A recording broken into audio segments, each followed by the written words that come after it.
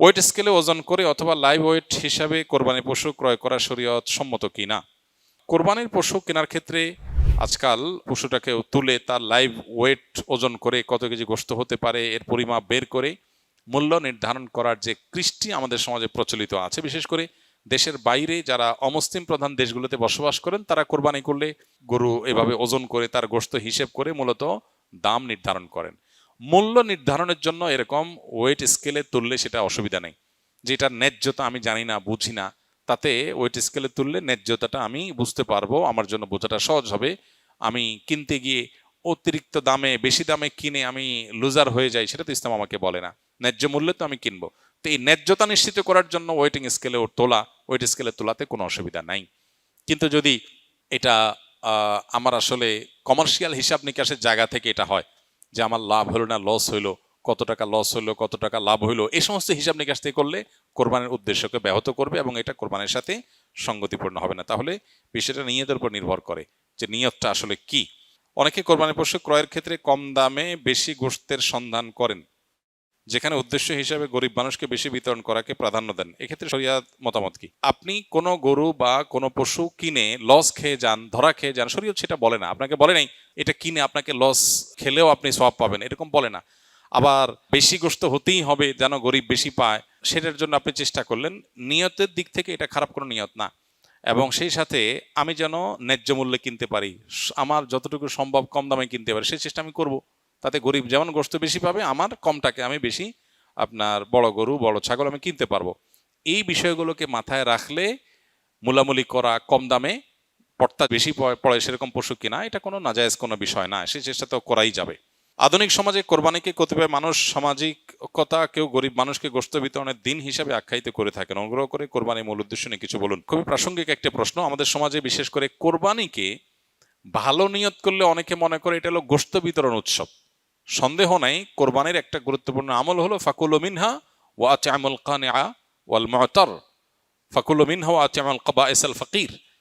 আমরা দরিদ্রদেরকে দান করব কোরবানি গোশত, এটা একটা আমল, সন্দেহ নাই। কিন্তু এটাকেই কোরবানির মূল উদ্দেশ্য বানিয়ে ফেলেছি আমরা আজকাল। কোরবানিতে যে ত্যাগের মহিমা আছে, আল্লাহর নির্দেশের সামনে নিজের ইচ্ছাকে কোরবানি করার শিক্ষা আছে, এর সূচনাতে যে শিক্ষা আছে ইব্রাহিম আলাইহিস সালাম থেকে নিয়ে এবং এখনো পর্যন্ত সেই যে শিক্ষাটা আছে সেটা অনেক সময় আমরা ভুলে যাই, যেটা আমাদের কোরবানির যে আসল উদ্দেশ্য সেটাকে ব্যাহত করে। ঠিক একইভাবে কোরবানি সামাজিকতায় রূপ নিয়েছে অনেকের ক্ষেত্রে। চক্ষু লজ্জা, মানুষ কি বলবে, আমার পশুটা কত বড়, এটা জাহির করা একটা প্রবণতা এসে গেছে। এটাও দুর্ভাগ্যজনক এবং অনাকাঙ্ক্ষিত হওয়া উচিত না।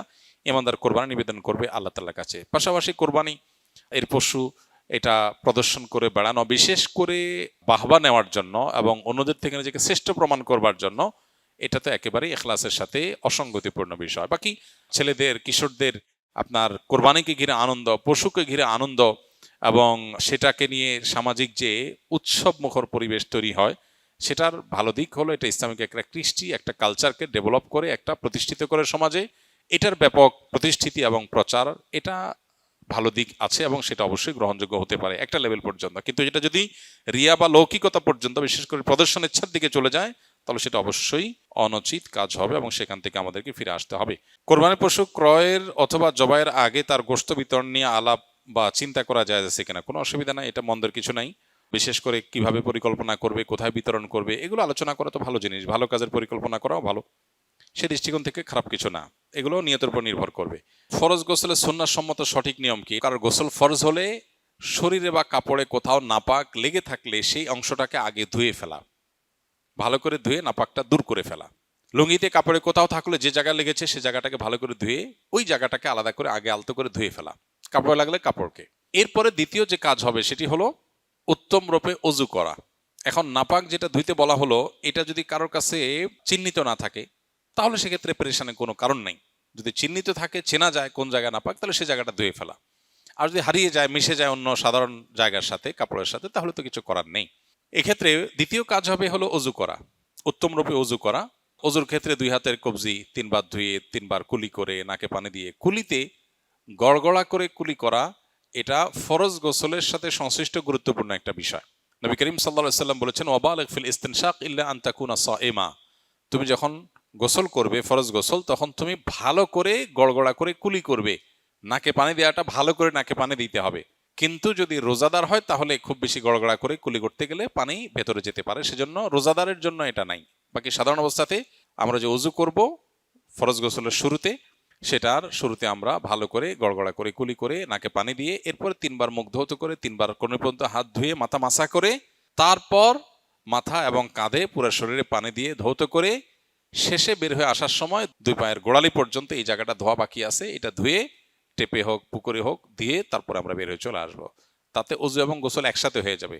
এভাবে সুন্নাহসম্মত ফরজ গোসল বা সুন্নাহসম্মত গোসল আদায় করলে গোসলের সাথে ওযু অটোমেটিক হয়ে যাবে, আলাদা ওযু আর করার প্রয়োজন নাই। হ্যাঁ, গোসল করতে করতে যদি আবার কেউ পেশাব আসে, কারোর পেশার বেগ হয়, পেশাব করেন অথবা বায়ু ত্যাগ করেন, ওযু ভঙ্গের কোনো কারণ দেখা যায়, তাহলে তাকে আবার শুরু থেকে ওযু করতে হবে। আর যদি সেরকম কিছু দেখা না যায় তাহলে এটাই তার ফরজ গোসলের জন্য যথেষ্ট হবে। একই সাথে গোসলের সুন্নাহ, ফরজ গোসলের সুন্নাহটা আদায় হবে, অর্থাৎ শুধু গোসলের ফরজ আদায়ই হবে না, পাশাপাশি সুন্নাহসম্মত গোসল হবে। এক্ষেত্রে লক্ষ্য রাখতে হবে শরীরের কোনো জায়গায় যেন শুকনা না থাকে, প্রতিটা পশমের গোড়া পর্যন্ত যেন পানি যায়, সেটা সর্বোচ্চ খেয়াল রাখতে হবে। আসুন্নাহ ফাউন্ডেশন, উম্মার স্বার্থে সুন্নাহর সাথে।